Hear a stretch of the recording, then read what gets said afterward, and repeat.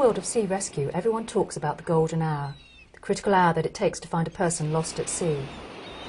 In the UK, the fishing industry loses on average 2 crew members every month. Ginger Wright has been a fisherman all of his life. Recently, he volunteered to test a personal safety device at the UK's Royal National Lifeboat Institution. Today, working with Simon Armstrong, they're taking part in a sea trial, hoping to make a dangerous profession much safer. It is a dangerous job, yeah, very dangerous. I mean, I think it's on a par with the coal mining. I think, you know, this job and coal mining are the 2 most dangerous jobs going at the moment. I mean, there's, I don't know the figures, but there's quite a few fishermen killed each year. The personal safety device is part of the MOB Guardian system, which is worn by the fishermen whilst at work. The device is monitored 24/7, alerting a distress signal within seconds. One guy went over the stern. He's working a boat very similar to this, you know, with a net off the stern. And he went over and he ended up in the net, and the boat carried on. And come the end, the Navy put a couple of guys aboard there, and the poor chap was in the net, obviously dead. Yeah. It's just the way the fishing is. That it's a hard life, and they go out maybe 6 o'clock in the morning. They plan to return sort of late afternoon, maybe even tea time. But it's not until maybe a couple of hours go by beyond that time before someone at home starts to sort of make some calls and inquiries to where someone could be, and then panic begins to set in and they start thinking what could have happened, what could be going on. So it was vital that we came up with something that would reduce that time from hours down to minutes, and that's just what we've done. The operations room at the RNLI is the hub for monitoring the MOB Guardian.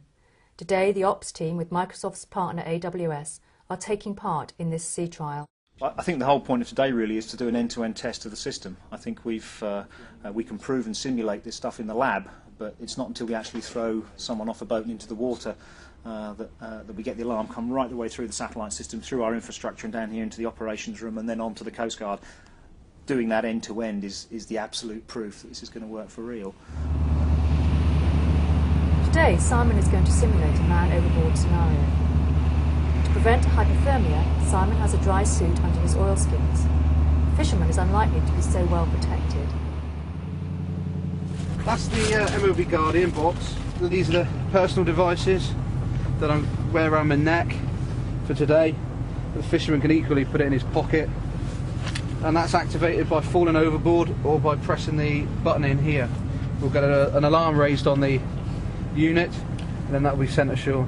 If you put in a scenario where, you know, this vessel's out 10 miles out and something happened at midday, but he's not due in till 5 or 6 o'clock, you know, around 5 or 6 o'clock they'd expect to see him on the shore, but then by 7 o'clock they'd start to, you know, worry. But then at 8 o'clock, 8 hours down the line before he is missed and somebody's missed him, which with the system we've got here, at 2 minutes past 12 after the incident's at 12, somebody ashore knows he's gone overboard. If the lifeboat came out looking for somebody that they didn't know where the hell they were, they've gone overboard, all of a sudden somebody's seen their boat going along without them on it, you've got such a wide area to look for. With this MOB, you know, they've got the position to go straight to you rather than searching an area 20, 30, 40, 100 square miles. So you're going to go over when the net goes over, are you? We'll put the net over, we'll Yeah. let the warps down a bit, Yeah. to the bridles, then I'll go over then, with the gears nice and low out my way. Even with all this kit on, a safety boat alongside, life jacket on, you know, and knowing that people are here, still a bit anxious to tell you the truth. Back in Poole, the ops room are getting ready for the man overboard test. Okay, ready to go with the test then, Rob? Unlike similar systems, because the device has vibrated on impact, the man overboard knows that help is on its way. Hi, Ginge! Upon impact with the water, the device sends an immediate alert to the system on the boat, which triggers a satellite signal to the RNLI ops room.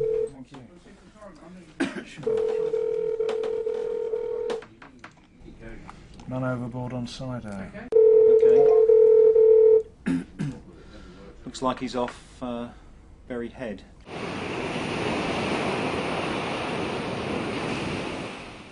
Let's have a look where he's been. Okay. Yeah, well, he's obviously on his way back in. I'll pass this one through to the Coast Guard.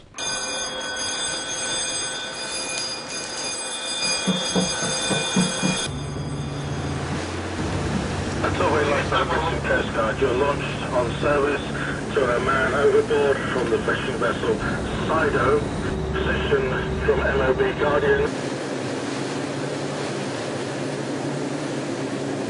The man overboard is wearing yellow oilskins.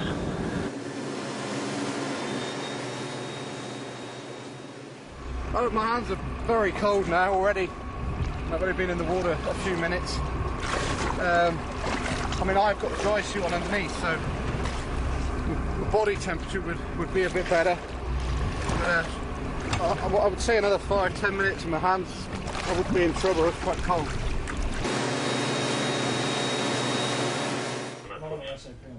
We first approached Microsoft some months ago about our desire to integrate the marine charts in with MapPoint, and we met with the EMEA manager for MapPoint. He was very supportive. I mean, that could be me. It could be any fisherman at all. It's so easy. You just slip on a piece of seaweed, a bit of gut on the deck, just a wet deck, and it's so easy. It could happen any time. It's quite frightening, really. Previously, it could have taken up to half a day to locate a boat at sea. Now a person is more likely to be rescued alive. It's extremely difficult to try and find somebody when you don't know where they may well have fallen over the side to. And then again, it's very difficult to actually locate somebody in bad weather. So the hardest point for us is actually finding the starting point and then actually trying to visually see somebody in the water. If you're very lucky and it's a very nice day and you're wearing nice bright clothing and you're particularly fit, then you're a lucky person if we find you. If it's a bad day and it's cold, then really we spend most of the time looking for bodies.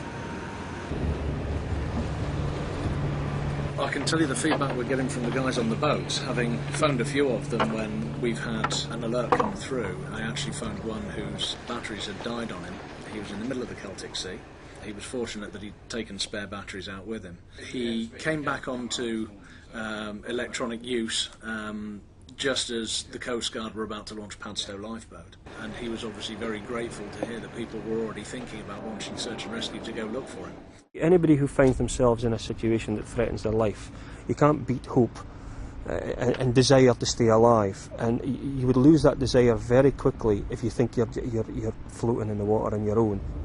When there was two of us on the boat, you knew there was someone else here to grab you, or to catch hold of your oilskin or something as you were going over. But when there's just the one, it really brings it home to you and starts to make you think, well, I've got to put some chains up and wear my life jacket. And as I say, this MOB, I mean, it's going to be wonderful once it's set up. Since the RNLI was started, it has saved 137,000 lives in the UK. Last year alone, they were called out on average 23 times a day. Microsoft's MapPoint web services and the MOB Guardian are supporting the RNLI to use their volunteer crews and boats more effectively to save lives. MapPoint and the MOB Guardian are helping to take the search out of search and rescue.